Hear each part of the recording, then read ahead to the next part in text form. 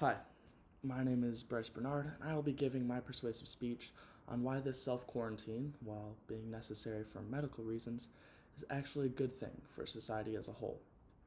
With the United States having nearly 400,000 confirmed cases, according to the CDC, it doesn't appear that this pandemic is going away anytime soon. And since we are all going through this together, I feel not only do I have enough credibility to be delivering this speech, but it is also vital for you as an audience to hear to help get through this tough time. With everything going on in the world, fear and anxiety about the coronavirus are quickly finding their way to take over people's lives. Whether it is the stress of not knowing when you're going back to work, or if you're just going crazy staying at home all day, it is easy for people to see the negatives of the situation. But when you take a second and view all the positives that this quarantine is producing, it is truly something special. Whether it is having more time to focus on yourself, both physically and mentally, being able to reconnect with family and friend relationships, or giving the environment just a break from modern life as we knew it, I believe that this quarantine period will force us to rethink the way that we were living before the pandemic. Lifestyle journalist and Forbes author Noman Nasic states that self-care is important to maintain a healthy relationship with yourself, as it produces positive feelings and boosts your confidence and self-esteem. For me, there's no better time than right now to refocus on yourself. A major part of this is working on how to manage anxiety that may be caused from everything going on around us. R.T. Gupta, a psychologist from the Anxiety and Depression Association of America, lists many ways to help maintain a healthy mental state throughout this stressful time. Whether it is setting physical goals like working out more, mental goals like meditating every day, or just simply creating a routine to help keep you on track during this tough time, taking advantage of this time we have been given to focus on ourselves may be the best thing that we can do to stay sane throughout the remainder of quarantine. Secondly, while it is important to focus and prioritize yourself, allocating time to reconnect relationships with family and friends is a great way to pass by time. I will be the first to admit that when I got home from college, I isolated myself and focused on schoolwork and watching TV over my family and friends. I had just experienced college where I was very independent and wasn't ready to give up that freedom right away.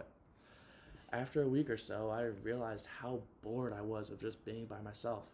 I decided to go and hang out with my family more and catch up with my sister, who was studying abroad last semester, about her and her friend drama, and laugh and joke about old memories. I also reached out and talked to my grandparents, who are by themselves in Alabama right now, and have been periodically checking in with my friends over Zoom or just texting to make sure that them and their families are safe during this time. While I know this is a very personal experience for me and not necessarily statistical, I believe that understanding the importance of social interacting while social distancing is a personal experience for everyone that they should be attempting while they really have nothing better to do.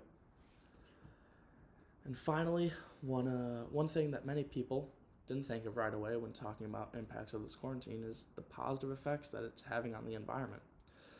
An NBC News article written by Denise Cho on March 18th described some of the incredible and seemingly impossible environmental changes that had been discovered in other countries since quarantine started. In Italy, their world-famous rivers and canals had begun to get clear with fish visible in the water for the first time in recent memory.